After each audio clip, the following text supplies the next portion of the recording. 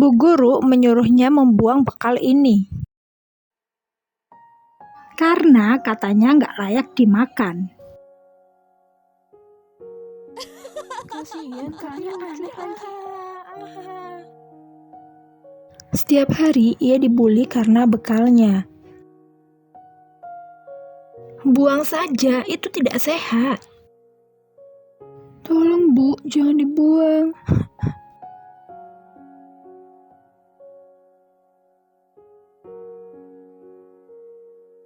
Bekal itu dimasak oleh ibunya.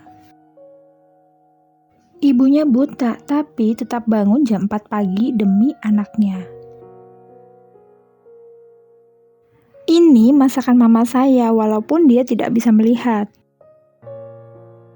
Bagi dunia itu makanan gagal, tapi bagi dia itu adalah cinta ibu.